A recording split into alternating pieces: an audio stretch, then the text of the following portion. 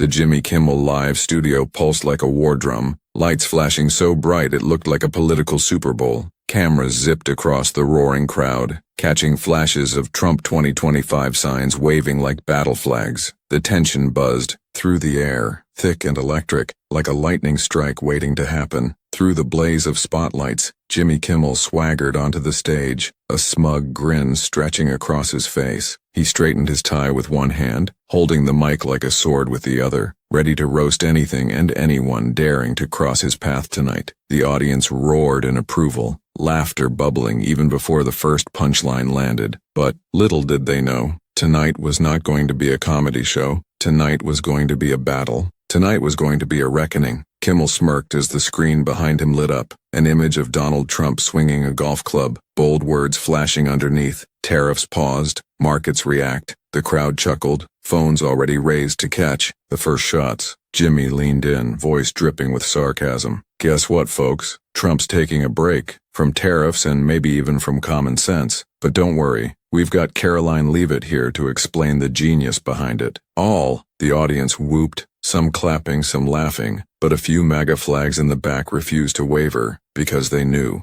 what was coming. What happened next made headlines across America. Karoline Leavitt destroys Jimmy Kimmel after he ridicules Trump's tariff pause. Before we dive into this political face-off, drop a comment where you're watching from, and don't forget to smash that subscribe button so you never miss when facts blow past fake laughs. Tonight was bigger than jokes. Tonight, truth was about to drop like a bombshell. Jimmy Kimmel leaned lazily on his desk, flashing the kind of smug smile that only a late-night host marinated in Hollywood applause could wear. He tossed jokes like grenades, aiming cheap shots at Trump's recent tariff pause as if it were the punchline to some stale comedy routine. Trump's pausing tariffs, maybe he's finally pausing bad ideas too. Kimmel chuckled to himself, the crowd echoing with laughter, the safe kind that follows the herd. He strutted across the stage like a rooster, the screen behind him flashing caricatures of Trump in a golf cart, golf balls labeled tariffs flying. Off course, the audience roared at every swing Kimmel took, but it was the kind of laughter that cracks easy, shallow and flimsy like glass under pressure, and that pressure was about to hit hard.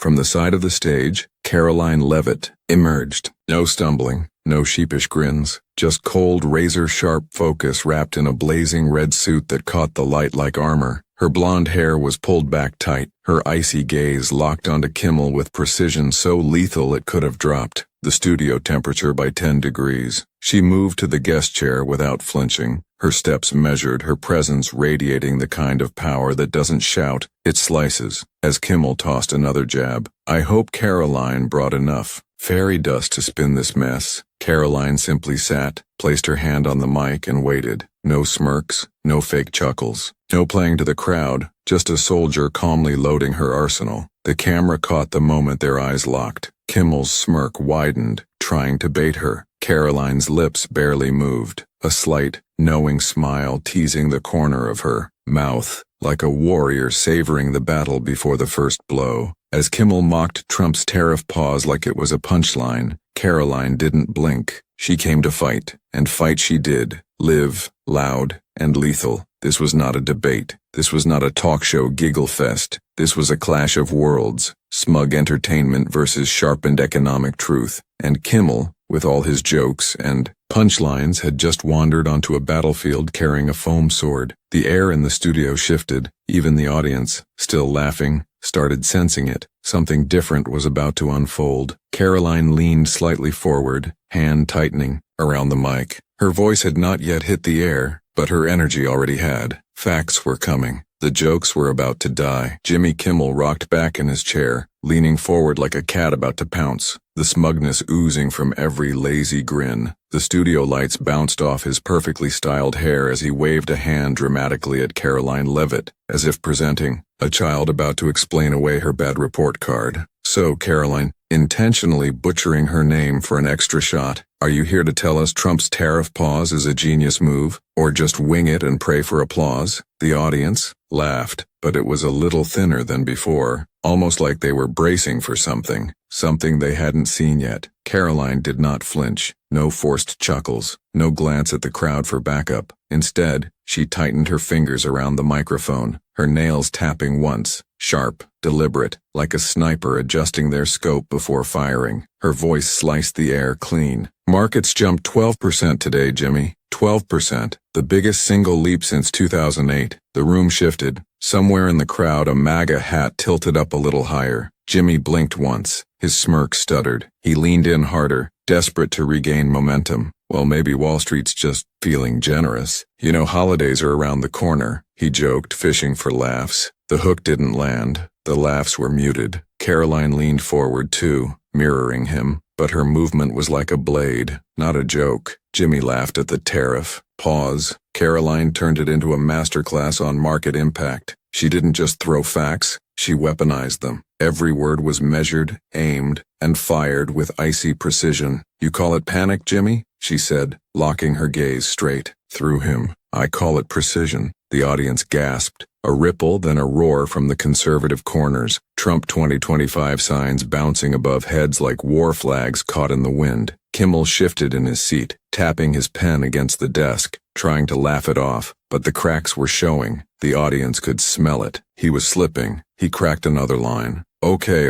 so 12%, big whoop. But didn't the Dow still drop 1,600 points since tariffs began? Seems like a lose-lose to me. The camera caught Karoline's slight smile, like a chess player already. 5 moves ahead. She responded without missing a beat. Before tariffs, Jimmy, we had a $400 billion a year trade deficit with China. After tariffs, dropped by 15%. She paused, letting the number hit the room like a grenade. The crowd rumbled, claps breaking out, phones flying up to record the beatdown. Jimmy threw up his hands jokingly. I'm a comedian, not an economist, he said, voice higher than before, the desperation bleeding through the sarcasm. Karoline didn't even blink. She tilted her head slightly, almost pitying him. Exactly, she said. You joke, I deal in facts. The crowd erupted again, louder, sharper, more electric. Even viewers at home could probably feel the temperature spike through their screens. Kimmel leaned forward, trying to land a roast. Karoline's fingers curled tighter around the mic like a blade, but every time he swung, she parried with numbers, sharper, heavier, and undeniable. It wasn't just a debate anymore. It was a demolition. Karoline wasn't just defending Trump's tariff pause. She was flipping Kimmel's whole show into a lecture on reality versus late-night fiction. Each exchange got faster, the energy spiraling, Kimmel launching snark, Karoline dropping stat bombs like tactical nukes. Markets up 12% after Trump's move. Tariff pauses mean leverage, not surrender. China's exports to America dropped from 22% to 13.5%. That's not panic, that's pressure. The conservative side of the crowd grew louder, chanting, clapping, shaking the studio walls. The neutral middle even started nodding, because facts, when delivered with cold fire, don't care about party lines. Jimmy, still clinging to sarcasm like a life vest, tried once more. Well, hey, if tariffs are so smart, why the sudden pause? Karoline leaned in, her words cutting like a scalpel. Because smart negotiators pause to squeeze harder, Jimmy. Not to run, to win. Boom. No laugh could cover that hit. Even some in the crowd who came to laugh stopped laughing. They were watching something else now. A massacre. Slow, methodical, and beautiful. Karoline wasn't there to be funny. She was there to own the battlefield, and Jimmy was realizing it the hard way. The studio lights shimmered off Karoline Leavitt's sharp red suit as she leaned into the mic, her expression carved from steel. Jimmy Kimmel shifted in his chair, trying to reset the vibe, clinging to humor like a drowning man clings to a broken surfboard. Okay, Jimmy said, waving a hand, the sarcasm dripping heavy. You've got your 12% market jump. Cute. But wasn't it just Wall Street getting excited about cheaper golf balls or something? Weak laughter skittered across the crowd. Thinner, unsure. Karoline didn't blink. She didn't even smile. She went for the throat, with numbers. Before Trump's tariffs, Jimmy, our trade deficit with China was over $400 billion a year. Her voice was calm, slicing the air with brutal simplicity. Jimmy chuckled nervously, glancing at the crowd, but Karoline pressed forward. Since tariffs were introduced, that deficit dropped by 15%. Bam! The crowd stirred. Even in the corners where chuckles had lived seconds ago, there was silence now, heavy, thick. Jimmy tried to rally. 15%. That's nothing. That's like a tip at a restaurant, he joked, forcing a laugh. Karoline tilted her head slightly.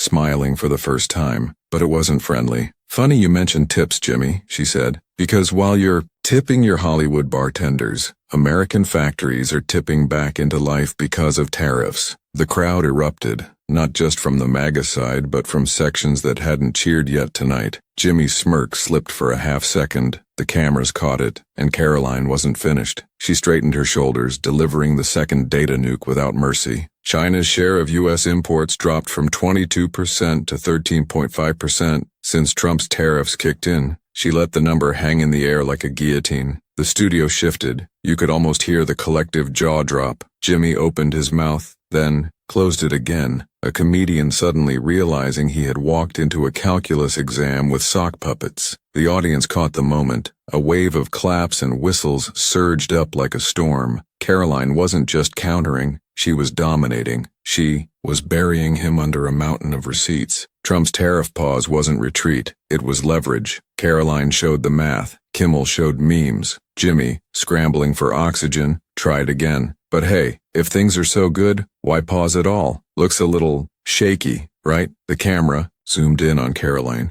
her eyes gleaming with the kind of fire you only see in people who already know they've won. Strategic pause, Jimmy. Basic negotiation 101. She shrugged. Casual, merciless. Pressure applied, leverage gained, offers flood in, pause to squeeze harder. It's chess. You're playing checkers. Boom. Kimmel pretended to laugh, tapping his desk like a bad student waiting for the bell to save him. Karoline wasn't saving anyone. While Trump paused tariffs for most countries to strengthen border negotiations, China stayed hit with 125% penalties. Her voice cut sharper now. Because China cheats. Because American workers deserve protection, not punchlines. The MAGA fans in the crowd exploded, but so did random bursts of applause from sections that had been silent earlier. Because facts, real, undeniable, bone-crushing facts, hit different. Kimmel leaned back, smirking weakly. So you're telling me Trump's playing 4D chess while the rest of us are just trying to figure out how not to pay $9 for cucumbers? Laughter, forced, scattered. Karoline pounced. $9 cucumbers? She echoed. Jimmy, inflation came from reckless lockdowns and supply chain collapse, not tariffs. Tariffs targeted China. Inflation hit because politicians in your town, Hollywood and D.C., locked down America while letting China lie. Dead silence. She smiled faintly, twisting the knife. You want to blame tariffs because it's easier than blaming your own crowd. She didn't just destroy Jimmy. She made him want a calculator break mid-show. Jimmy fumbled his cue cards, literally. The camera caught him reshuffling them awkwardly as Karoline sat tall, waiting, composed. He looked up, desperate. Well, maybe I should get your team to help with my taxes, he said, laughing weakly. Karoline's answer, you should, Jimmy. You might finally learn where your money and your punchlines are really going. Another roar. Phones everywhere shot up, recording. Memes were already being born in real time. Jimmy fumbling with calculator memes. Karoline with Terminator laser eyes memes. It wasn't just a loss anymore. It was an annihilation. And it all came down to one simple truth. Karoline didn't bring jokes. She brought numbers. And numbers don't flinch. The air inside Jimmy Kimmel Live crackled, and it was not from laughter anymore. Karoline Leavitt sat poised, her hands steady on the microphone like a general commanding an army, while Jimmy shifted in his chair, tossing out one-liners that now fell into the void. Maybe Trump paused tariffs because he finally figured out math, he chirped, grinning wide. A handful of giggles trickled through the crowd, nothing like the tidal wave of laughter he was used to. The energy had shifted, unmistakably, because Karoline had done something lethal. She had turned the audience into her weapon. On the left side of the crowd, Trump 2025 signs bounced higher, MAGA hats bobbing like red beacons. They cheered loud and wild. Every time Karoline hit another fact-check home run, even in the neutral middle rows where people had come to just enjoy the show, heads nodded, whispers spread. They could feel the momentum swinging. Jimmy's jokes landed weaker and weaker, like throwing paper planes into a hurricane. Karoline smiled faintly, letting the awkward silence after Jimmy's last math joke hang heavy. She leaned toward the mic, her voice calm. Funny thing about math, Jimmy, it doesn't need applause to be right. Boom! A roar thundered through the studio, louder, fiercer than anything heard all night. It wasn't a late-night chuckle anymore. It was a battle cry. Sensing his grip slipping, Jimmy pivoted, All right, maybe I need to visit some factories and see the magic for myself, he joked, trying to claw back laughs, but the crowd smelled blood. From the middle rows, a man in a bright red MAGA hat stood up, waving his hand. Jimmy, cornered but trying to play. It cool pointed, "Okay, you go ahead, buddy." The man's voice boomed across the studio. "Hey Jimmy, have you even been to Ohio? Have you even seen what Trump's tariff saved?" The crowd exploded. Cheers, claps, Trump chants rolling through like a thunderstorm. Jimmy blinked, stunned for half a second. Karoline jumped in before he could spin it. "Probably not," she said smoothly, "but he's definitely been to enough Beverly Hills brunches to know how to roast organic tofu." "Dead!" The studio howled, this time against Jimmy. The camera caught it all. Kimmel's forced smile faltering. Karoline's cool dominance. The MAGA section doubling in size as even some moderates started cheering her. Kimmel tried another jab. "Maybe. I just trust free trade and cheap TVs more than border walls and tariffs." A woman near the front holding a Trump 2025 sign shouted back, "Then go ask an Ohio steelworker if he misses cheap TVs or his saved job." Another eruption. Karoline leaned back in her chair, letting the studio drown itself in noise, knowing the crowd was now fighting for her. Kimmel tried to roast Trump's tariff pause, but Karoline weaponized the crowd against his smirks. The line between host and heckler blurred fast. Kimmel wasn't commanding the room anymore. He was clinging to it, trying to salvage the vibe. He half laughed, half begged. "Come on, guys, I'm just the funny man, not here to debate steel prices." But even that fell flat. Another man near the back hollered, "You're funny, Jimmy, but not funny enough to bury $400 billion in bad trade deals." The studio roared again, louder. Phones everywhere were recording now, capturing not a comedy show but a live demolition. Karoline didn't have to say much. She had already flipped the battlefield. Every cheer for her was another crack in Kimmel's armor. Every Trump 2025 sign that shot up was another reminder. Tonight wasn't about jokes. It was about truth-wrecking spin, and everyone could feel who was winning. Karoline finally leaned into her mic again, cutting through the chaos with deadly calm. Tariffs didn't just defend factories, they defended futures. You can laugh about golf swings, Jimmy, but Americans are swinging back harder. The crowd detonated again, a wall of claps, whistles, chants, and Jimmy Kimmel, the king of late-night sarcasm, sat there under the hot lights, blinking against the rising tide he couldn't stop. Not with punchlines, not with memes, not tonight. Jimmy Kimmel leaned into the chaos, desperate to regain footing with humor, his last weapon. "Hey," he grinned, trying to reignite the room. "At least when Trump paused tariffs, we finally got a break from $9 cucumbers at Whole Foods." Scattered chuckles flickered like a dying fire. Karoline Leavitt raised an eyebrow, not even bothering to look impressed. She adjusted the mic slightly, a small movement, but lethal, like a swordsman shifting his grip before a clean strike. The crowd simmered, sensing what was coming. Karoline smiled faintly, her voice slicing through the tension like a scalpel. "Jimmy," she said, calm but cutting, "you care more about the price of cucumbers in Beverly Hills than about the jobs saved in Ohio." Dead. The crowd exploded, especially the Trump 2025 section, but even neutrals laughed at Jimmy, because it was true, and truth, when delivered cold and sharp, hits harder than any roast. Jimmy chuckled awkwardly, tapping his desk with two fingers like a man stalling for time. Karoline kept going, not raising her voice, not playing to the crowd, just killing with facts. "You joke about $9 cucumbers," she said, "but ask the steelworkers in Ohio if they'd trade their jobs for cheaper salad. Ask Michigan factories if they'd swap their paychecks for Whole Foods discounts." The studio shifted. Even some of Kimmel's loyal side looked uncomfortable. Karoline leaned in slightly, voice like a dagger. "Tariffs weren't the joke, Jimmy. You were. And tonight, you handed me the mic and let me turn it into a weapon of truth. Tariffs weren't the joke. Kimmel was, and Karoline turned the mic into a weapon of truth. Jimmy, scrambling, shot back, "Look, I'm just here to entertain. I'm not the Secretary of Agriculture." Another weak ripple of laughter, the kind that dies before it reaches the back rows. Karoline didn't even blink. "Right," she said sharply, "you entertain. Meanwhile, Trump fought to save American jobs, while you sip champagne and write cucumber jokes in Hollywood." Ouch. Another eruption, louder now, some people on their feet waving signs. Jimmy fake laughed, pretending to roll with it, but his posture said otherwise. He hunched slightly. His laughs came thinner, shakier,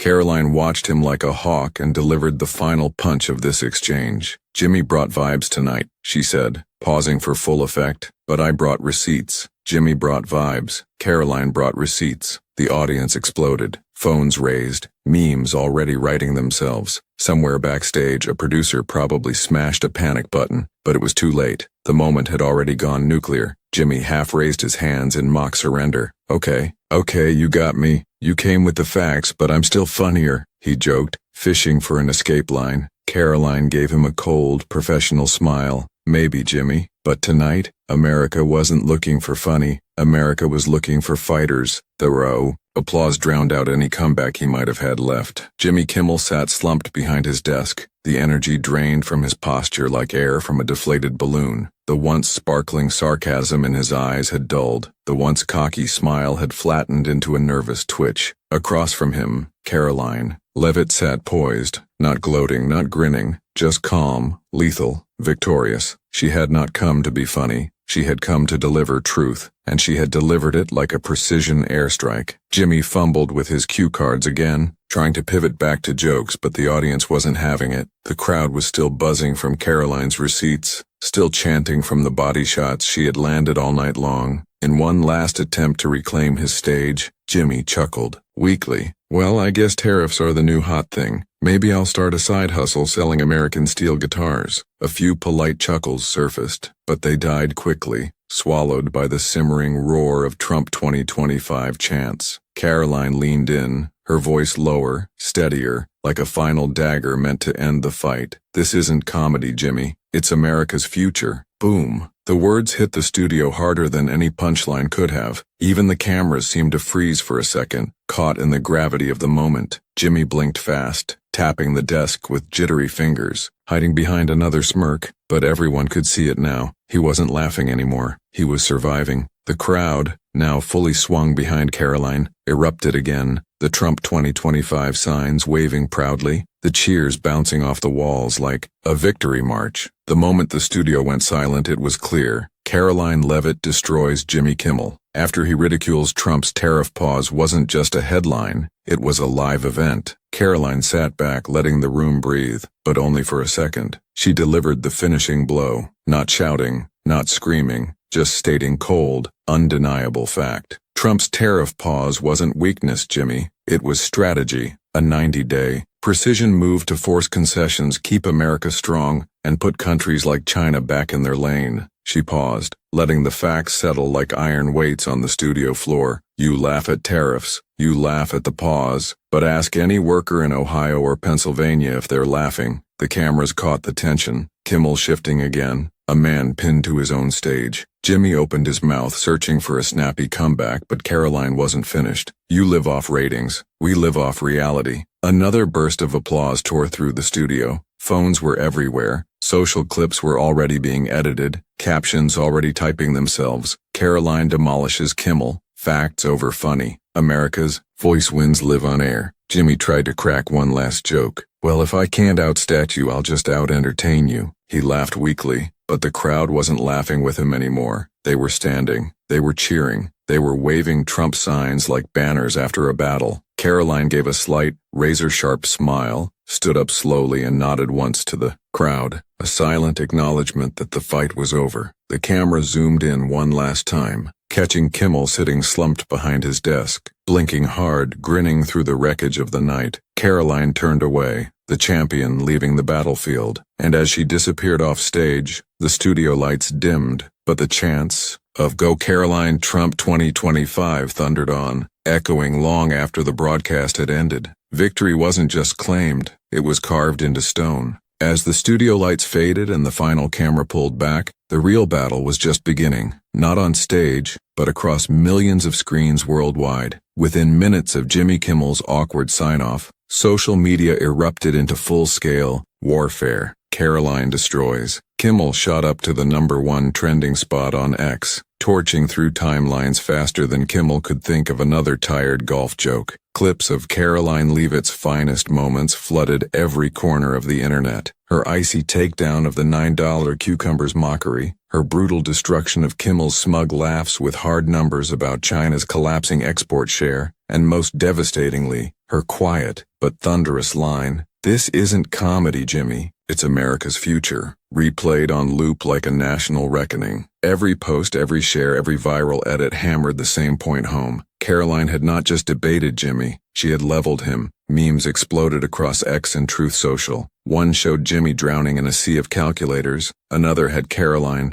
photoshopped as Joan of Arc marching across a battlefield, wielding a flaming sword labeled receipts. The meme wars weren't kind to Jimmy, they crowned Karoline. Fast. She wasn't just trending, she was becoming an icon overnight. And then, as if to pour gasoline on the fire, Donald Trump himself jumped into the ring. From his Truth Social account came the post that lit the final match. Karoline Leavitt destroyed Jimmy Kimmel tonight. She showed what real strength looks like. America needs more warriors like her. MAGA 2025. Screenshots of Trump's post blitzed every platform. Conservative news outlets picked it up within minutes, replaying Karoline's most savage mic drops on an endless loop. Influencers on the right swarmed the moment, praising her courage, her control, her absolute demolition of late-night smugness. The message was clear. This wasn't just a political moment, this was a cultural event. Meanwhile, inside the studios of ABC, Jimmy's team scrambled for cover. Emergency meetings lit up the production floor as staffers whispered urgently about damage control, clipping the worst parts and pushing out safer edits on YouTube. Kimmel, attempting to save face, joked weakly to his rattled team, "Well, at least they're talking about me, right?" But behind the laughs, the sting of defeat hung heavy in the air. No matter how many jokes he cracked, the world had seen it. He had been outclassed, outgunned, and outplayed. Kimmel mocked a Tariff pause.